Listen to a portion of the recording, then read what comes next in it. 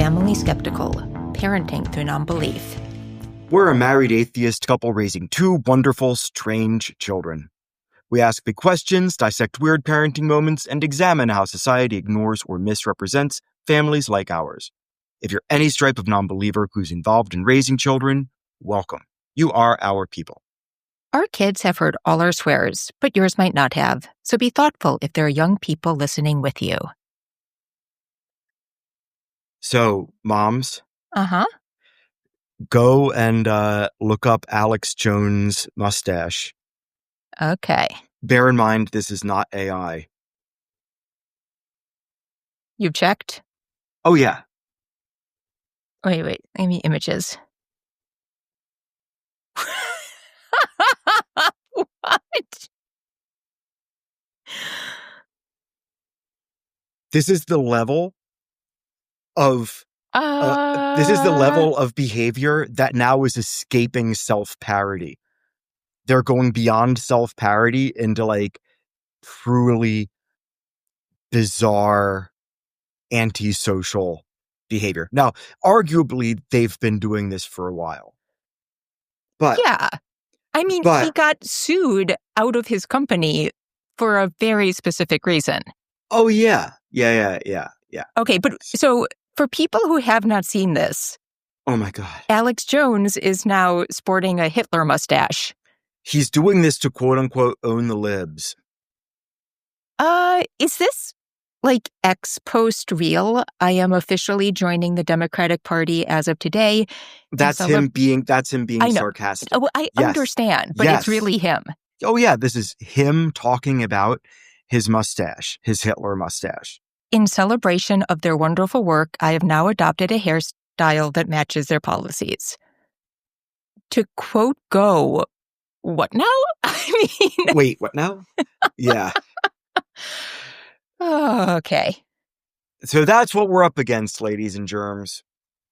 Anyway. Yeah. It's also just not a good look for him. I don't think at this point in history it's a good look for anybody. Yeah, and you might just want to stay away from it. You know, I don't know, there's something very funny going on with the shape of his head and that style. Okay. I can't quite put my finger on it. It's like... Does it make it look like you're looking at a pumpkin from the top down? Like his mustache is this stupid stem and his big pumpkin head is a pumpkin? Yes, because like his top lip is much wider, like taller. Sorry, not wider, taller than I feel like you typically see the Hitler mustache. So yes, exactly like that. Like maybe it's the stem for the lower half of his face. Maybe. Anyways. Oh, wow. Yeah, okay. Well, he's continuing to make good life decisions. Yeah.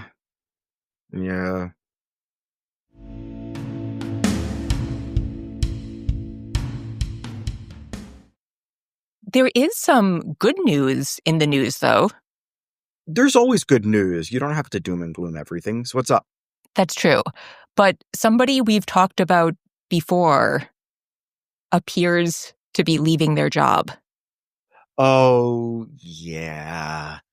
I mean, I'm surprised I'm not surprised that the Christian weirdos in Oklahoma kept him around even after he was found, like, fapping during meetings. Well, that is weird. So we are talking about Ryan Walters, and we spoke about him back in our episode, Battle of the O States. Mm-hmm. So he was the school superintendent in Oklahoma. Mm-hmm. And desperately wanted Trump to love him. I mean, I think that's the biggest message from his term.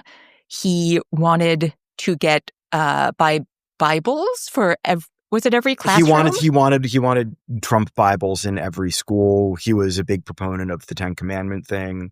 Yeah, so he wanted to buy Bibles, but he wrote the rule about which Bible you could buy in a way that only allowed Trump Bibles to satisfy it, which is wild because, like, nobody should be putting Bibles in classrooms. But, like, if you did, you could get Bibles for free.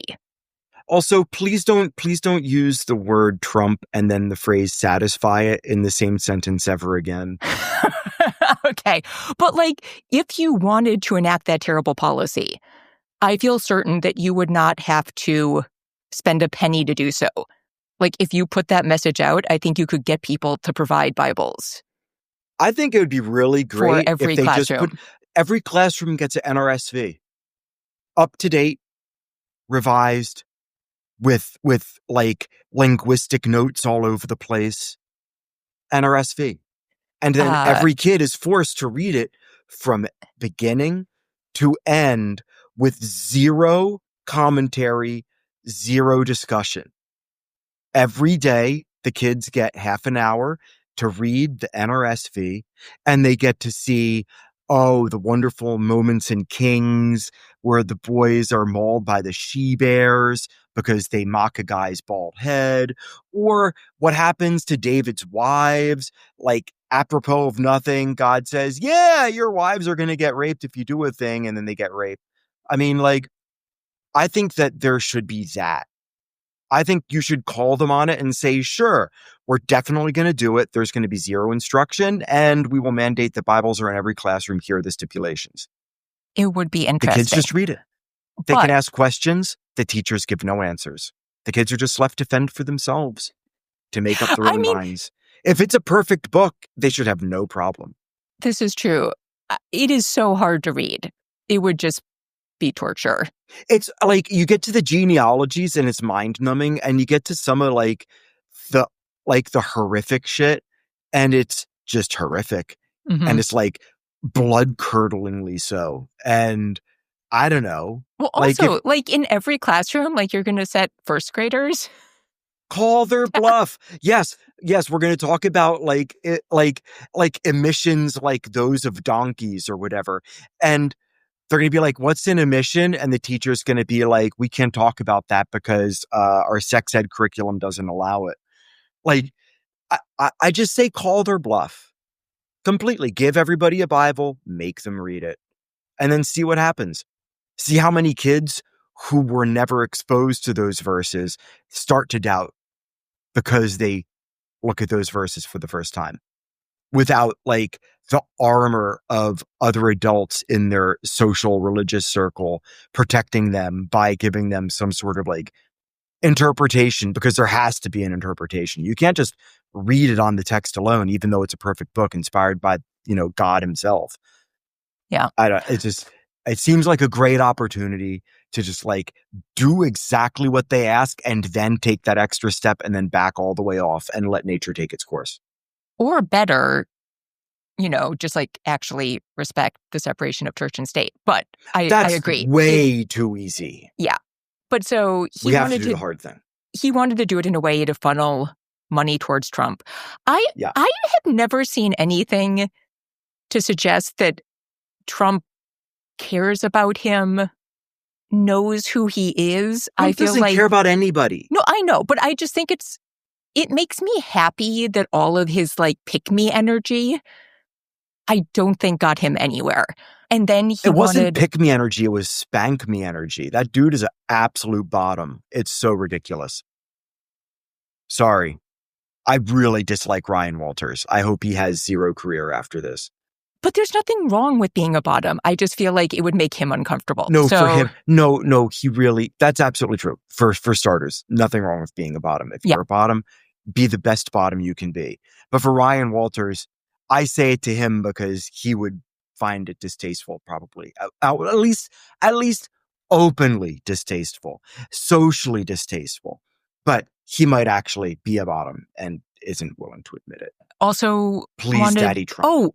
And then the worst thing was he wanted a new social studies curriculum that would basically just lie to students. Mm-hmm. So he wanted a social studies curriculum that would say that there were issues with the election of Biden.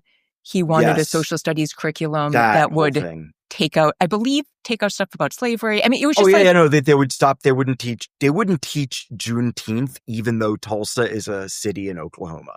I mean, just like every terrible conservative lie you can imagine he wanted actually taught, that was incredibly hard because I believe textbook publishers were like, no, Yeah. no, won't do that.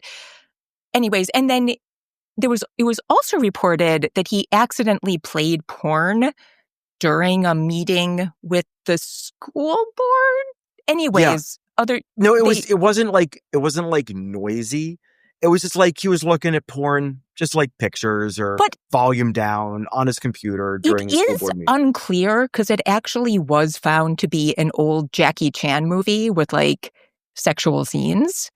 I didn't know that. Yeah. I mean, If that's true, then I mean, great. But okay, so bare minimum, this guy did not take his job seriously. Yes. Bare minimum. And the good news is that he has resigned. Now, my fear is he's going to get paid a lot of money to go and do his stupid shit at like a conservative think tank. Sure.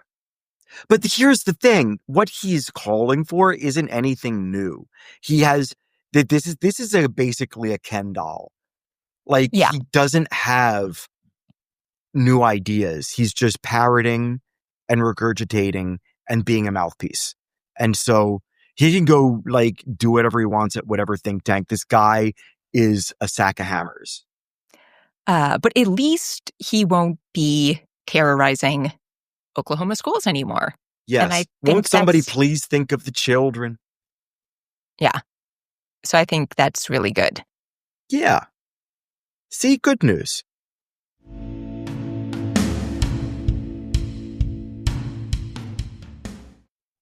So I have something I want to talk about with you. I sent you a post from Instagram. Oh, you mean that the hairstylist? Nothing against hairstylists, but the hairstylist coming in hot and heavy with the weird ass take on making your kid not weird so they don't get bullied. Yes. Okay. So this is actually a post by a guy who goes by Professor Neil. Yes. On Instagram. He is buddies with another Instagram creator that we have talked about, who goes by the Speech Prof. And both of them, most of their videos are kind of breaking down toxic masculinity online and talking about how bad it is. This is not exactly that. This is him critiquing, as you say, a hairstylist. We'll link to his post. Again, nothing against hairstylists. Oh, no. If you need your hair styled, go to the hairstylist. I mean, some of the coolest people I've met have spent time in their lives as hairstylists. Sure. But this woman came on Instagram to say, basically, like, you should stop your kids from being weird because if you don't, they will be bullied and it will hurt their self-esteem. So stop your kids from being weird. And do you want to sum up Professor Neil's critique of that? Yes, the quote-unquote stopping your kids from being weird is bullying. Yeah. So you basically are a joke of a human if you proclaim to not want your kids to get bullied and then you bully them into not being themselves so that they don't get bullied by other people. Instead of just like telling your kid that who they are is acceptable, that their weirdness can be a superpower. Sometimes their weirdness can be monetized and become a career.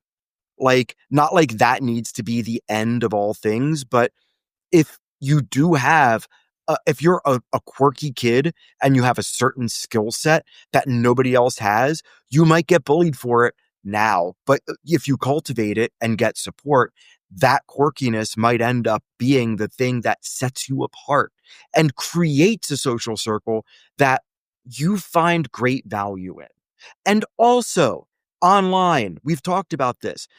In the 80s, being a weirdo and an outcast was a lot harder because you didn't have the support of other weirdos and outcasts all over the world coming to your defense and being like, we got you, fam. You're not the only person who thinks this, who does this, who feels this way. You are not alone. This advice from this hairstylist lady is coming at a time when a kid who is weird might just be better saying, yeah, sure, mom, and then going online to the people that actually care for them and then finding support there and continuing to be weird, even if it means that they get ostracized locally, socially, because after all, if they are themselves and they get ostracized for being themselves, are the people doing the ostracizing really worth keeping around anyway? Well, I want to bring it back for a second. Sure, fine. I got ahead of myself. Sorry, I feel very passionately about this. I am very interested in this word weird. Sure. And I am on record saying that I chose our current place of residence because we looked someplace else. And I was like, it oh wasn't my God, weird enough. It wasn't weird enough. Where are the weirdos? I feel very uncomfortable that there are no weirdos. And we found a town not lacking in weirdos. And I feel very good about that. Yesterday, the thing. We went to, well, I want to talk about this. I thought yesterday we went to this, it's like kind of like a big hippie art fest that had a lot of amazingness and a lot of weirdness. It was cool and weird. But I think it's interesting because Dear Old Dads also did an episode on this post, which created a lot of conversation on the Dear Old Dad community because Tom Curry came in with the, sort of the strongest take. And what he took this woman's post to mean, like, if your kid is rude in public, if your kid doesn't have proper hygiene, you are doing them a disservice to not teach them, like, how to be a person in the world. Arguably. And yeah, sure. And I think a lot of the commentary was like, that's not how I read the term weird. That is not how I read the term weird either. So, I am just super curious. This is kind of why it's important when you're talking about things that matter to you, that you define terms. And it doesn't take long to define terms. And you should, if you have a big opinion about something, you should have a very clear sense of what those terms mean to you. Then you can discuss terms. You can agree on terms if it's some sort of debate or whatever. But yeah, but also the way she was being really judgy about it gave me a sense of what weird might be. And there's all sorts of like negative connotations. I would like to be charitable toward this lady, but I don't know if I can be. Well, I have a hot take on the hairdresser thing, but let me first, I was not expecting the first Oxford Dictionary definition of weird, which is suggesting something supernatural, uncanny. Like Weird Tales, the old pulp fiction series. Yeah. But the second definition, very strange, bizarre, is kind of where I land. Yes, I would say most people. The first definition is like eldritch. This is like back when H.P. Lovecraft was still writing stuff. Yeah. It's a holdover. But so, and then, I think for me, like in my previous comment, where are the weirdos? I typically use the word weird in a positive connotation. Mm-hmm. And I want to go all the way back, because if you remember, during the last election, I think it was even before he was picked as running mate, but Tim Walz came out calling the Republican Party weird. Yeah. And I had like a little bit of a struggle with that because it's a word I like. Like I said, I usually use it in a positive connotation. But when I thought about it, I was like, the truth is, strange, bizarre can be both good and bad. Those are two words that to me are like, it just means if I was going to try to dig down, it's like unexpected, not what you see every day. And I think you can certainly argue that the Republican Party has gotten very strange. And in a way, I get, I think what was kind of fun about that takedown is that the Republican Party loves to present itself like average America. We are your average American. We are speaking to they would be like, we're not the weirdos on the West Coast and the East Coast, right?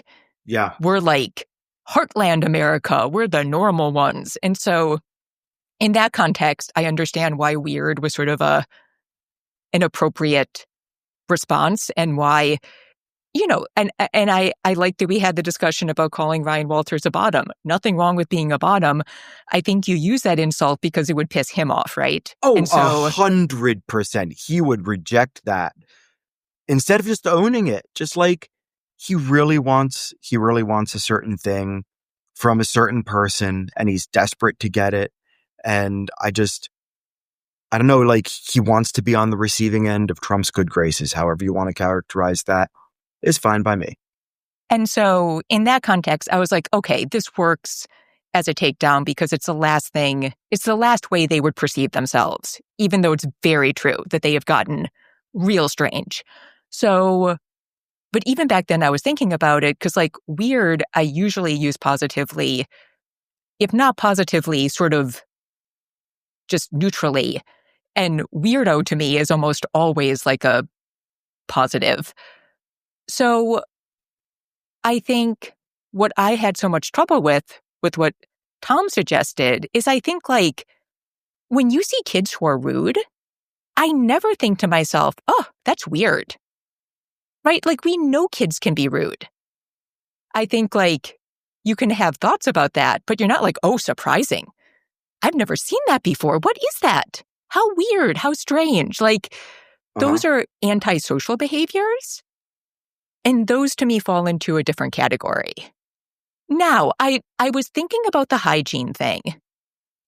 And I think sometimes that can overlap, but to me, it's usually like an offshoot of something else, right? And so some like, kids have a hard time with hygiene. Like it is. I think there just needs to be some more like just general empathy. And I know that I said that after like trying to dig a hole and push Ryan Walters into it psychically. But I think that like with the kid who is quote unquote weird, if it includes like a lack of hygiene or if they're learning how to be social or if they have some sort of anxiety disorder or something happening upstairs that makes it difficult for them to always be on their best behavior in public, that we just give them the benefit of the doubt because they're a kid and it is not on them to act like the adult that we hope that they grow up into, Yeah. I mean, I was lucky to have some amazing Spanish teachers when I was in middle school and high school. Good. And my middle school Spanish teacher, who I will love always because she had us each do a project. Yeah. And for that project, I read some like Spanish surrealist authors and what a great experience. Yeah. And why is it that the Spanish, like both continental and South American, were like so good at magical realism? Like, what is it? What is it? Like, what? It's a thing. Yeah, it totally. I would love to know. That is a fascinating question. There's probably some college course out there totally about that. Yeah, I'm sure. But it's truly, I wanted to take Spanish to be good enough to read 100 Years of Solitude in the original language. And I did not get there. Let's just say I did not get there, never reached that goal. But she told a story about she was in a very big family. Okay. And by the time she became a teenager, like her parents were tapped out. So just nobody told her about using deodorant. And it took a teacher just sort of like taking her aside at one point and being really gentle and kind for her to find out about it. Okay. And then in the comments on Dear Old Dads, there was a great post where somebody was like, different cultures smell different. Like if you're at home eating different kind of foods than the people around you, you are going to have a different smell. And that's not bad, right? But that No. could be unusual or weird. Like if you lived in a different place, it would be perfectly normal. But if you're around people eating like hamburger meat and potatoes and you come in smelling like curry, like there could be certain people who are like, ooh, that's a weird smell. That's a bad smell. You smell bad. Sure. And but that's not a bad smell. It's just a different smell than those people are used to. So I think Tom said in his response, like, we're going to take like the autistic neurodivergent kids out of it. That's a different topic. But like you said, I don't think you can. Because when you're talking about like what we're okay accepting, I don't think neurodivergent kids are going to get the respect they deserve if you have a community that can't accept kids who are just weird in their own right. Okay. Like I don't think you're going to get one without the other. So like the neurotypical kids who are like totally obsessed with like Pokemon Go and dress up as Pokemon just randomly, like they're sort of like the gateway. Yeah, I think it all goes together. Like I think I don't see a scenario in which people are like, "Oh, I am totally fine with you doing things that seem strange and weird to me, because I understand that you have no choice. But I am going to judge and demean this person who does things that are strange and weird to me because they are doing it by choice." Like, I don't think that community exists. You can say they're different, but I think the people who are going to be judging of one are the same people who are going to be judging of the other. And if you want the acceptance, like you have to lift it all up together. Sure. Maybe I'm wrong about that. No, I don't think you're wrong. I think that there needs to just be like the optics of being weird, like I think are always going to be fundamentally skewed. Just because what is weird changes over time with the rest of culture. And so there's always going to be like a Venn diagram that excludes, you know, people are tribal, kids are horrible, hormones rage. So there are a lot of opportunities for kids just to be horrible to some out group that they curate. And you can end up in that out group just by being nice to people who are weird, just by like not being a dick. You can end up in that out group. And then you become the weirdo who likes the weirdos, because that makes you a weirdo. Yeah. Also, let me just say. Yeah, please. Yeah, please. You don't always know who is neurodivergent. No. Like, I think social media loves to be like, oh, you can look and tell. Look, this person's OCD. Look, this person, is on the spectrum. And like, if you're not a doctor, and if that person hasn't told you, you don't know. So I think if you want acceptance for some, you gotta give it to everybody. But and I think it's changed too. Like, I think what's considered weird has shifted. And I would say not just what is considered weird, but I think the treatment of weird is shifting with younger kids who are growing up with more and more internet access. I don't want to say correlation causation, right? But they have a lot of internet access. They have access to communities, and also they have access to examples of people doing a thing that they might be doing and not like being burned at the stake for it. You know what I mean? Yeah. So, no, just a thought. But I said I had a hot take on the video. Sure. She's a hairstylist. She looks a bit older. Yes. I wonder how much of her comments are about young people coming in asking for hairstyles that she feels are weird. Maybe. Which to me is like the best kind of weird. The easiest to accept. I mean, so that makes me even more judgy about it. But I wanted to get back to what you were talking about and how weirdness can be like a superpower. Sure. Because I think about this a lot, because I love the author Jenny Lawson. She wrote Let's Pretend This Never Happened, a ton of New York Times bestsellers. She is cultivated weird to the power of 10, very neurodivergent, looks at the world in just a very different way, collects antique, strange taxidermy. That's pretty cool. You know, just like whatever. And that, you know, and I was just like thinking about it because I was like, you know, she's talked a ton about her social anxiety and having panic attacks, right? Mm-hmm. So like Jenny Lawson could go and do a book reading, have a panic attack, do the book reading from under the table at the bookstore. I'm not saying she's ever done this, right? I'm just like, could do the book reading from under the table with like the tablecloth over it so no one can see her, right? Mm-hmm. Sure. And then do the book signing with like some crazy antique, like half taxidermy mask so nobody could see her, right? Okay. And her fans would walk away from that book signing being like, oh, that was the best book signing ever. Yep. Because it's so her, right? Yeah. So I don't know. Sometimes I've wished that I was a little bit stranger because like, I feel like what I've run across a lot is that like, I am very good at coming across as just like very normal and grounded. But I can be awkward and strange. But I feel like, I mean, like with you, I can be whatever all the time.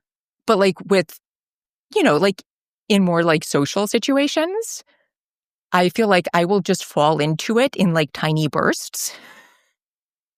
And I feel like that is hard for people because like they don't know it's coming. So sometimes I feel like it's easier to be like all of one or the other because I feel like I take people off guard and that actually goes badly. When I'm like, oh no, I can actually be incredibly socially awkward. You didn't know that. I'm sorry. This is probably very upsetting. Like, I don't know. Do you think you were perceived as strange at any point? Do I think I was perceived as strange at any point? Yes, I do. Like at all points or like at certain Pretty much. points? Okay. Mainly due to neurodivergence or? I don't know. I had no idea I was neurodivergent. Yeah. But I mean, looking back, like in retrospect. I'd say, yeah, maybe like my reluctance to be as social as everybody else in some circumstances probably was looked at as strange.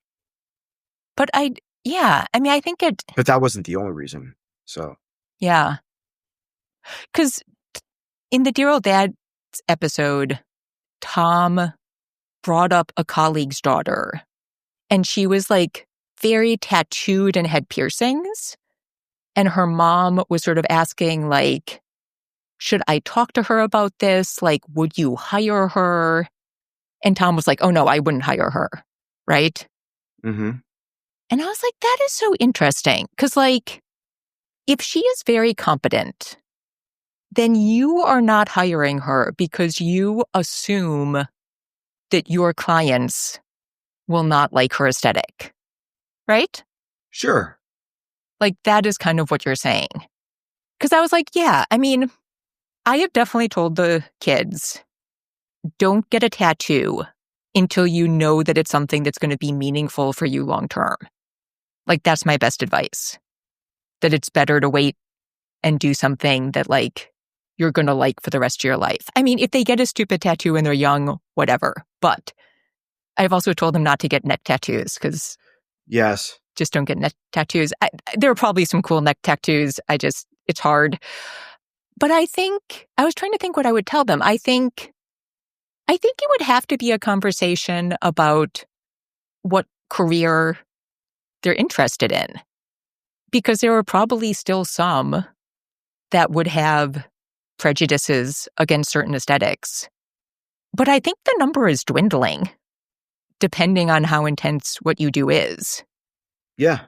Agreed. Like, I mean, I think, you know, like, let's say you have like a full sleeve, right? Yeah.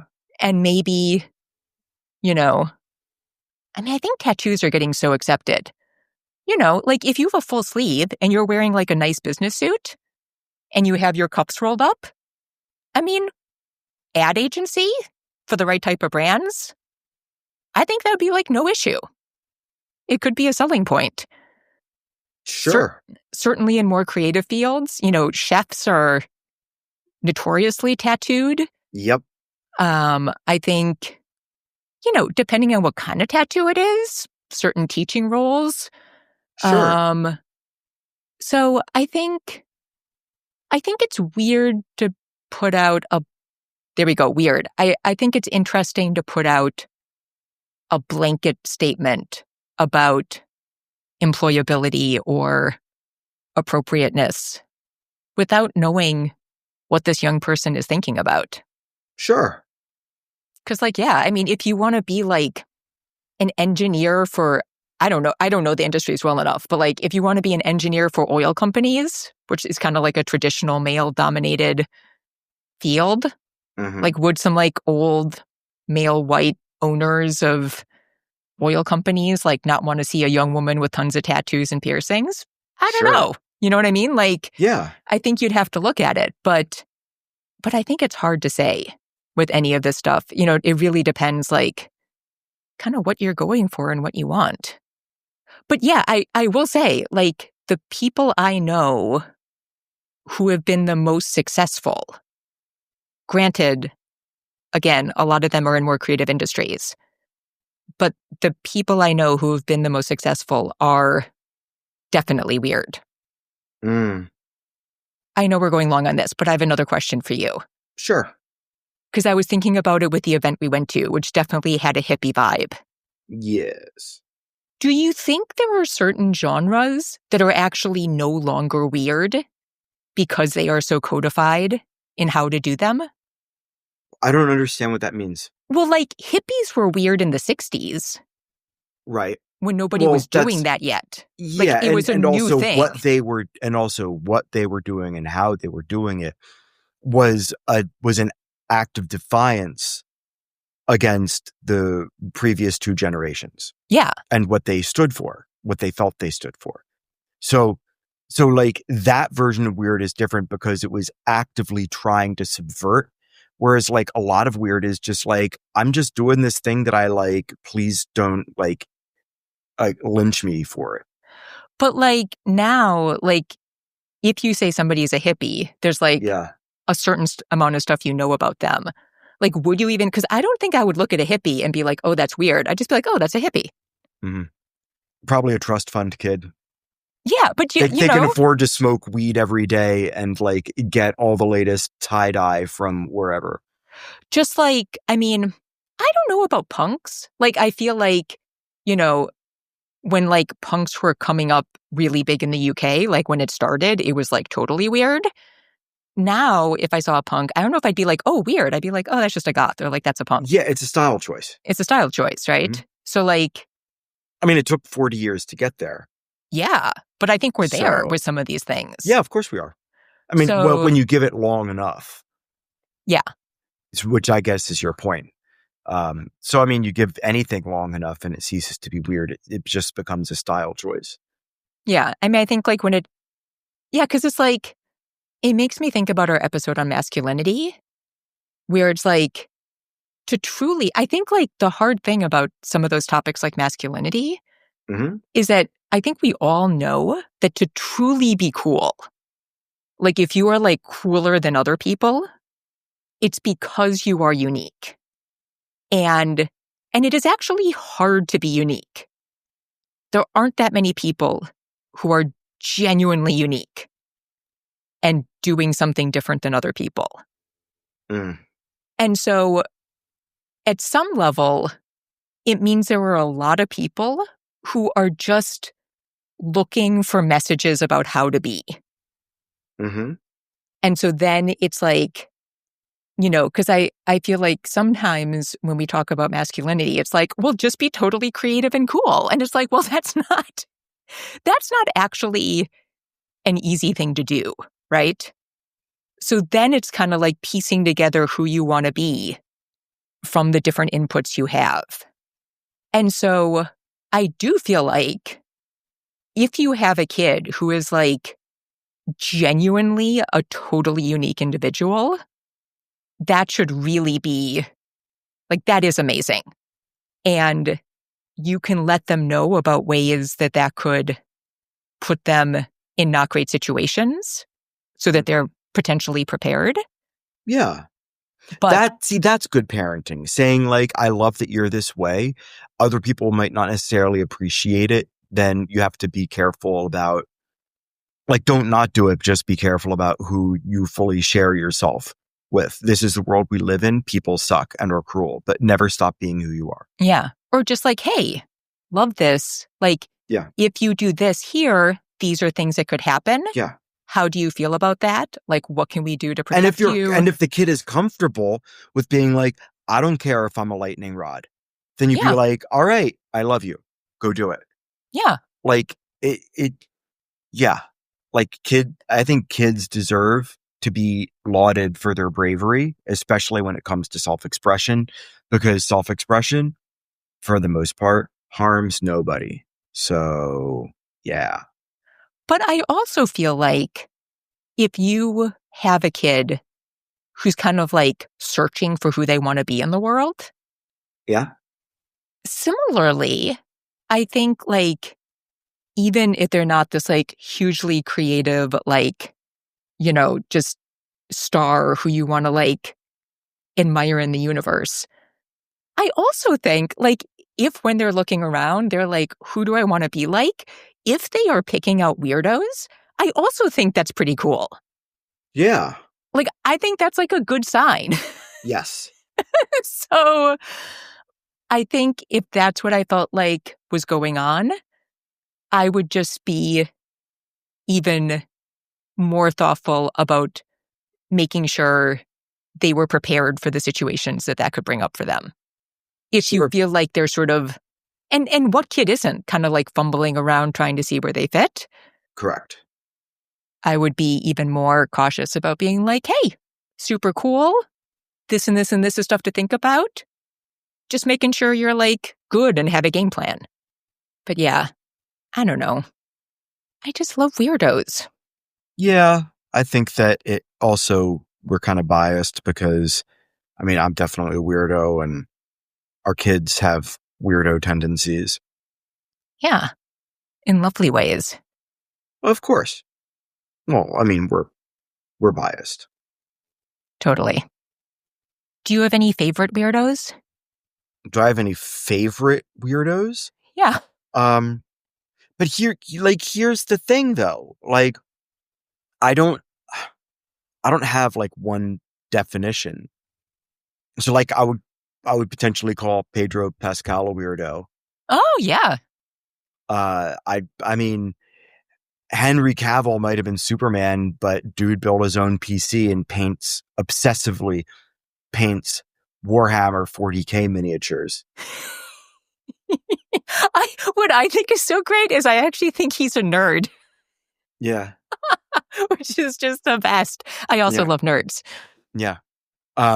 Like there are so many people that I would think, like Will Wheaton, whom I adore more and more with each passing year. Like like Corey Feldman, total weirdo, totally doing his own thing. Yeah. Like harming nobody, basically just coming out against how abusive Hollywood can be, in particular to child actors. Like, where is the harm in any of that? Leave the guy alone. Yeah. I just sometimes get a bad feeling watching him because I feel like sometimes he's harming himself, and that's hard to see. Not necessarily other people. But the thing is, he's not necessarily aware. Like, it's not like necessarily always intentional. Oh yeah, no, I don't. Like he might be harming himself because he's not aware of what he's doing. So that's okay, fine. That's a slightly different circumstance. I get it. But yeah, there are plenty of people I would consider to be weirdos. But again, we live in a wonderful time in which you're not necessarily punished for being a weirdo, right? Yeah. We're freaking like name actors get together and play Dungeons and Dragons games for charity. Mm-hmm. Like, I don't know. I don't feel quite as weird as I used to because my weirdoism is pretty vanilla compared to some other folks. So, for sure. yeah. So there's some. I could keep going, I suppose, but I'm trying to think. Do I have many current ones? Because, like, I mean, Caitlin Moran. Yeah, I guess she has her moments, for sure. Mm-hmm. Well, we both love Of Montreal. Sure. John Hodgman. Yeah. I call John Hodgman a weirdo in the same way that I would call myself a weirdo. Yeah. The man likes cheese a lot, more so than most. Bespoke mayonnaise made that was handed out in a bundle of stuff that I think it was like with one of his records or something, came with bespoke mayonnaise. I think that kind of... That says everything you need to hear. Yeah. Yeah. For sure. So this lady is wrong. Yeah. Neil is right. And the world continues to turn on its axis. And sometimes I think all of us can be mean when we don't mean to be, or difficult. Mm-hmm. But I don't think there's any part of weirdo that implies being rude or unhelpful or mean as part of the definition. Yeah, 100%. Yeah. All right. We can call it there. We can keep going. Oh, man, I can talk about weirdos. Yeah, we should be good. Yeah. Till the end of time. But yeah, we need to thank Jonathan Zalbin, who I know from perhaps one of the weirdest points of my life, and First Frame Music for the music for this podcast. And that wraps up this episode of The Family Skeptical, where nothing is sacred except for our kids. Who are weird. And great. Pretty much. On most days. Most days.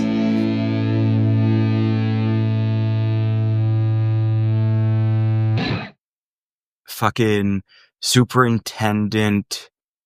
What is his name again? Ryan. Something vanilla. Walters. Ryan Walters. That's what I wanted to say, and then it sounded unreal. To be fair, most of the things that he suggested sounded unreal. Yeah. Okay, ready? Yes.